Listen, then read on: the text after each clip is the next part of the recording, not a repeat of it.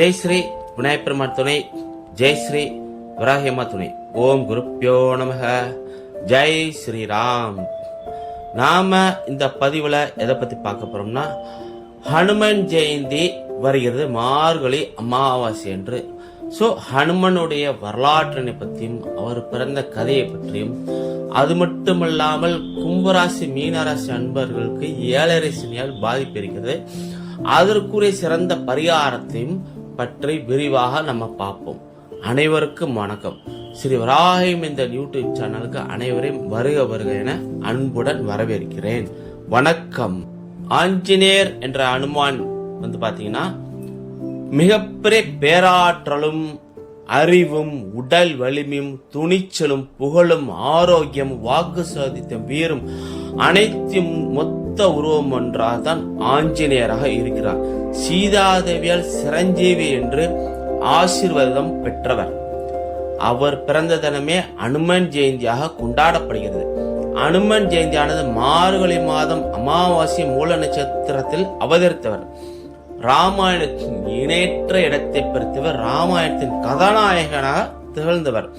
தமிழ்நாடு, கேரளா போன்ற தென் மாநிலங்களில் மார்கழி மாத அமாவாசை மூல நட்சத்திரத்தன்று அனுமன் ஜெயந்தியாக அனைத்து அனுமார் கோவிலிலும் வைணவ கோயில்களிலும் சிறப்பாக கொண்டாடப்படுகிறது. ராமா என்று சொல்லும் இடத்திலெல்லாம் அனுமன் இருப்பது நிச்சயம். ஹனுமன் பெயர் காரணம். சமஸ்கிருதத்தில் ஹனு என்றால் தாடையும் மண் என்பதற்கு பெரியதானது என்பதால் ஹனுமன் என்பதற்கு பெரிய தாடை உடையவர் என்று பெயர் உண்டு. தமிழ்நாட்டில் அனுமன், அனுமார், ஆஞ்சநேயர் என்றும், கர்நாடகத்தில் அனுமந்தையா என்றும், ஆந்திரத்தில் ஆஞ்சநேயலு, சஞ்சீவயா என்ற பெயர்களிலும் அழைக்கப்படுகிறார். மகாராஷ்டிரத்தில் மாருதி, மகாவீர் என்றும், உத்தரப்பிரதேச இந்தி பேசும் இடங்கள் எல்லாம் பஜ்ரங்கபலி என்றும் அழைக்கப்படுகிறார். ஆஞ்சநேயர் பிறந்த வரலாறு. ஆஞ்சநேயர் பெற்றெடுத்தவர் அஞ்சனேயர். அவர் ஒரு அப்சரஸாக இருந்தார். ஒரு முனிவரின் தவத்தை கலைத்ததற்காக அவர் சாபம் பெற்றார்கள். இங்கு ஆஞ்சநேயர் பிறப்பு பற்றிய கதை கொடுக்கப்பட்டுள்ளது. அதாவது சாபம் பெற்ற அஞ்சனா சிறு வயதில் அஞ்சனா ஒரு குரங்கு காலை ஆசனமிட்டு தவம் செய்து கொண்டிருப்பதை கண்டாள். அதை பார்த்தவுடன் குதூகலத்தில் அந்த குரங்கின் மீது பழங்களை விட்டிருந்தாள். சற்றென்று அந்த குரங்கு முனிவராக மாறி தவம் கலைந்து எழுந்து கடும் சென கொண்ட அந்த முனிவர் அஞ்சனா யார் மீதாவது காதல் கொண்டால் அந்த தருணமே குரங்காக மாறிவிடுவாய் என்று சாபமிட்டார். மன்னிப்பு கேட்டு மன்றாடினாள் அஞ்சனா. தனக்கு குரங்கு முகம் இருந்த போதிலும் தன் காதலன் தன்னை நேசிக்க வேண்டும் என்றும் அவள் கேட்டுக்கொண்டாள். சிவபெருமானின் அவதாரமே தனக்கு மகனாக பிறக்க வேண்டும் என்றும், அப்படி பிறந்தவுடன் தான் சாப விமோச்சனம் பெற வேண்டும் என்றும் கேட்டுக்கொண்டாள். அதனால் சாப விமோச்சனம் பெற இந்த பூமியில் பிறந்தாள் அஞ்சனா. ஒரு காட்டில் வாழ்ந்த அஞ்சனா ஒரு நாள் ஆடவனை சந்தித்து அவன் மீது காதலில் விழுந்தாள். காதலில் விழுந்த அந்த தருணமே அவள் குரங்காக மாறினாள். அவள் அருகில் இருந்த அந்த ஆண் தன்னை கேசரி என்றும் தான் குரங்குகளின் அரசன் என்றும் கூறினான். குரங்கு தலையை கொண்ட மனிதனாக அவனால் நினைத்த நேரத்தில் மனிதனாகவும் உருவாக முடியும், குரங்காகவும் உருவாக முடியும். இதை கண்டு ஆச்சரியமடைந்தாள் அஞ்சனா. தன்னை திருமணம் செய்து கொள்ளும்படி அஞ்சனாவிடம் அவள் கோரினாள். அந்த காட்டிலேயே அஞ்சனாவும் கேசரியும் திருமணம் செய்து கொண்டனர். சிவபெருமானை நினைத்து ஆழ்ந்த தவத்தில் இருந்தாள் அஞ்சனா. இதனால் மனம் குளிர்ந்த சிவபெருமான் அவளுக்கு வரம் ஒன்றினை வழங்கினார். முனிவரால் தனக்கு கிடைத்த சாபத்திலிருந்து விமோச்சனம் பெற சிவபெருமானே தனக்கு மகனாக பிறக்க வேண்டும் என்று கோரினார். இப்பொழுது அனுமனின் தந்தை கேசரியின் கதையை பற்றி பார்ப்போம். ராமாயணப்படி கேசரி குரங்குகளின் அரசனாக சமேருவின் அடர்ந்த வனப்பகுதியில் அவருடைய ராஜ்யமாக இருந்தது. கிஷ்கிந்தா ராஜ்யத்துடன் அவருக்கு நட்புறவு இருந்தது. வானராஜா கேசரி ஒரு சிவபக்தர். பல நாட்களாக குழந்தை இல்லாததால் இடையூறாத சிவபெருமானை வழிபட்டார். சிவபெருமான் மகிழ்ந்த போது அவரை போன்ற ஒரு மகன் வேண்டும் என்று விரும்பினார். சிவபெருமான ஆசியுடன் அன்னை அஞ்சனாவின் வயிற்றில் இருந்து சிவன் 11வது ருத்ரனாக அனுமனாக பிறந்தார். கருப்பையை நிறவ பலன் தேவன் உதவியதாக நம்பப்படுகிறது. பவன் தேவன் ஹனுமனின் காட்பாதர் ஆவார். எனவே ஹனுமன் பவத்தாரா என்று அழைக்கப்பட்டார். குரங்குமன் கேசரிக்கு 6 மகன்கள் உள்ளனர். இதில் அனுமன் அவருடைய மூத்த மகன். இது தவிர அவரது மற்ற 5 மகன்கள் மதியமான், சுருதிமான், கேதுமான், கதிமான் என்றும் துரிதமான் ஆகியோர் உள்ளனர். ராமருக்கும் ராவனுக்கும் இடையே நடந்த இலங்கை போரில் சுக்ரீவனின் தளபதியாக கேசரி என்ற குரங்கு அரசன் பணியாற்றினார். திரேதா யுகத்தில் வாழ்ந்த சிவபக்தனான குஞ்சரன் என்பவன் குழந்தை வரம் கெட்டு ஈஸ்வரனை நோக்கி தவம் புரிந்தார். சர்வ லட்சணம் கொண்ட அழகிய மகன் உனக்கு பிறப்பான். அவளுக்கு பிறக்கும் மகள் எனது அம்சமாக தோன்றி வலிமையும் வீரமும் கொண்டு சிரஞ்சீவியாக வாழ்வான் என்று ஈசன் வரமளித்து மறைந்தார். ஈசனின் அருளால் குஞ்சரனுக்கு பிறந்த மகள் அஞ்சனை என்ற திருநாம கொண்டு வளர்ந்தாள். மனப்பருவம் அடைந்த அவள் அஞ்சனை கேசரி என்னும் வானர மன்னனை மணந்து கொண்டாள். திருமணம் முடிந்த அஞ்சனைக்கு புத்திரபாக்கியம் இல்லாமல் இருந்தது. இதனால் எந்த நேரம் ஈசன் எண்ணி கண்ணீர் வடித்தாள். அஞ்சனை பக்தி நற்குணங்கள் கொண்ட அஞ்சனி நல்ல குணங்களை மெச்சி அருளால் தோன்றிய அன்மன் வாயுபுத்திரன், அஞ்சனி மெந்தன், ஆஞ்சனி என்று திருப்பொழில்கள் கொண்டார். ஈசனின் அம்சமா பிறந்த அன்மன் எல்லா கலைகளும் சிறந்து விளங்கி ராமாயண காவியத்தில் ஒரு சிறந்த படைத்தளபதியாக விளங்கினார்.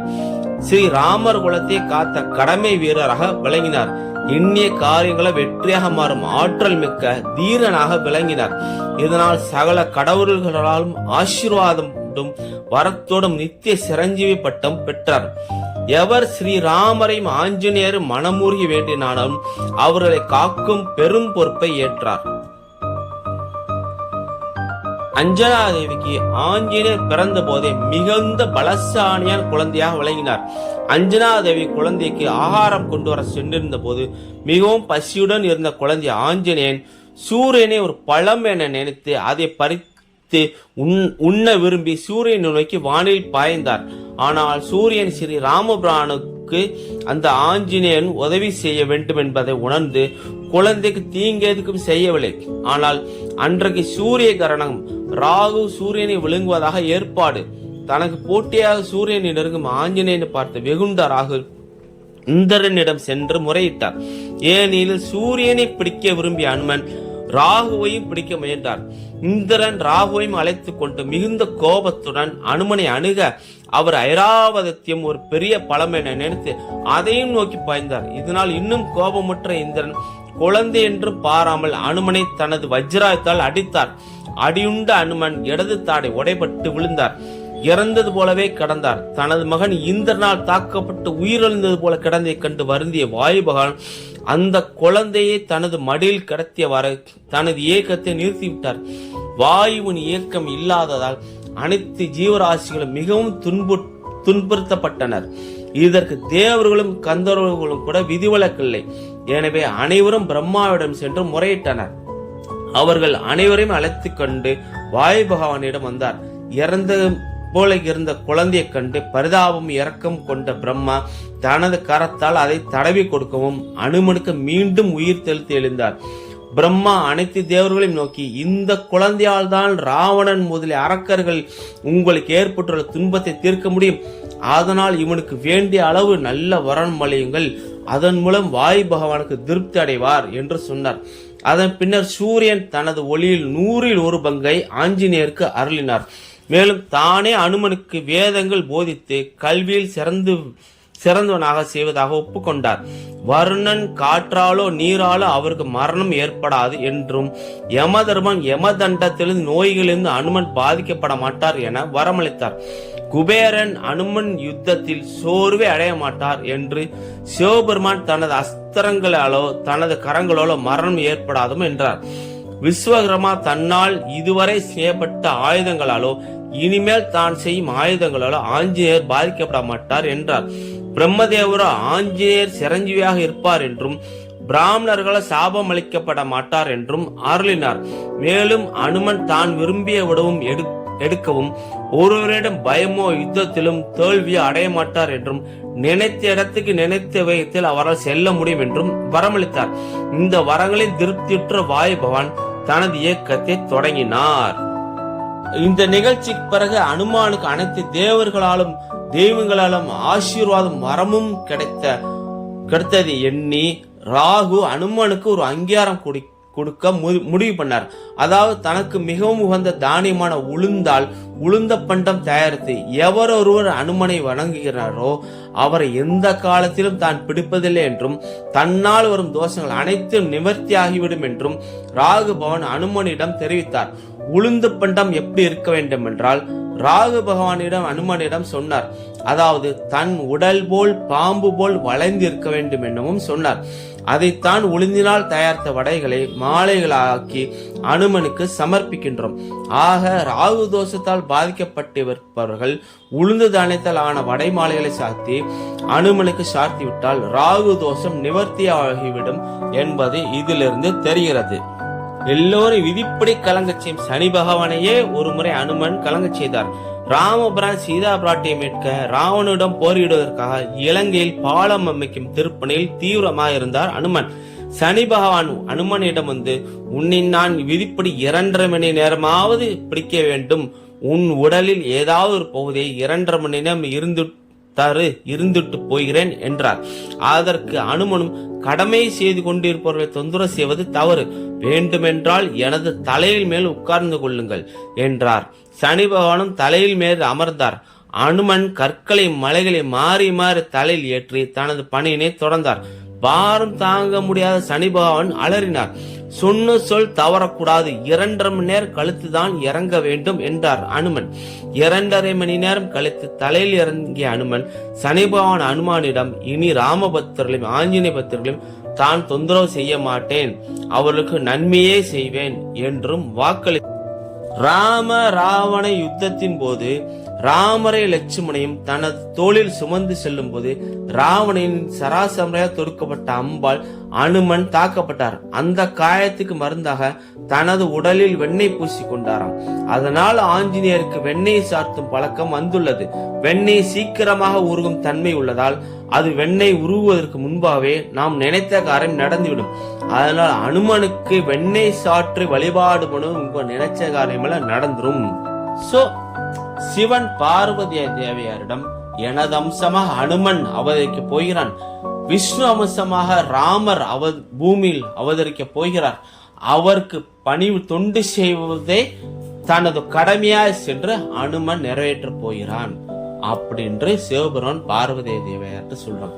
அப்ப எனது அந்த அவதாரத்தை எனது பங்கு என்ன என்று கேட்கும்போது, நீ அனுமனுக்கு வாளாக இருந்து நீ அனுமனுக்கு உதவியும் ராமருக்கு உதவி செய்வாயாக என்று தெரிவித்தார்.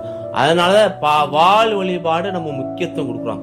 வாளில் நம் வழிபாடு பண்ணும்போது ஆதிபராசக்தி பராக்கிரம சக்தி பார்வதி தேவியாரே நாம் வழிபாடு பண்ணதாக ருத்ரனின் அம்சமாகவும் அதிசக்தி வாய்ந்த பராக்கிரமசாலியும் அனைத்து தேவர்களின் ஆசி பெற்றவராகவும் சிவனின் அம்சமாகவும் இருக்கும் ராமாயணத்தின் கதாநாயகனாகவும் இருக்கும் ஸ்ரீ ஹனுமான் ஜெயந்தி பார்த்தீங்கன்னா குரோதி வருடம் மார்கழி மாதம் 15ஆம் தேதி 30/12/2024 மார்கழி அமாவாசையும் மூல நட்சத்திரம் இணைந்து வரும் நன்னாளில் வருகிறது. அதாவது திங்கட்கிழமை வருது. விரத முறையில் பாத்தீங்கன்னா 19/12/2024 வியாழக்கிழமை குருவோட ஆதிக்கம் நேரத்தை நன்னாளில் ஆரம்பித்து 12 நாள் விரத முறையில் மேற்கொள்ள வேண்டும். இப்பொழுது கும்ப ராசி மற்றும் மீன ராசினால் மற்றும் ஏனைய ராசிகள் அனுமான பெருமானை வணங்குவதை பற்றி பார்ப்போம். அதாவது 12 நாள் விரதம் மேற்கொள்ள வேண்டும். 19/12/2024 அன்று ஆயிலி நட்சத்திரம் வருகிறது. ஆயிலி நட்சத்திரம் தன்று விரதம் ஆரம்பித்தால் ஆயுள் பலம் கூடும், மகாலட்சுமி கடாட்சம் பெருகும். மார்கழி மாதமானால் தெய்வத்தோட அனுகிரகம் கிடைக்கும், ஹனுமானோட ஆசீர்வாதம் ராமரோட ஆசீர்வாதம் கிடைத்து உங்க வாழ்வில் உள்ள பிரச்சனை எல்லாம் தீரும். அதனால்தான் ஆயிலிய நட்சத்திரம் அன்று அனுமன் விரதம் மேற்கொள்வது சால சிறந்தது. அன்றிலிருந்து 12 நாள் விரதம் மேற்கொள்ள வேண்டும். விரதம் பாத்தீங்கன்னா உபவாசம், ஒரு வேளையா உபவாசமாக இருக்க வேண்டும். ஐயப்பன் கோயிலுக்கு மாலை போட்டால் எவ்வாறு விரதம் இருப்போமோ அது மாதிரி நாமல் விரதம் கடைபிடிக்க வேண்டும்.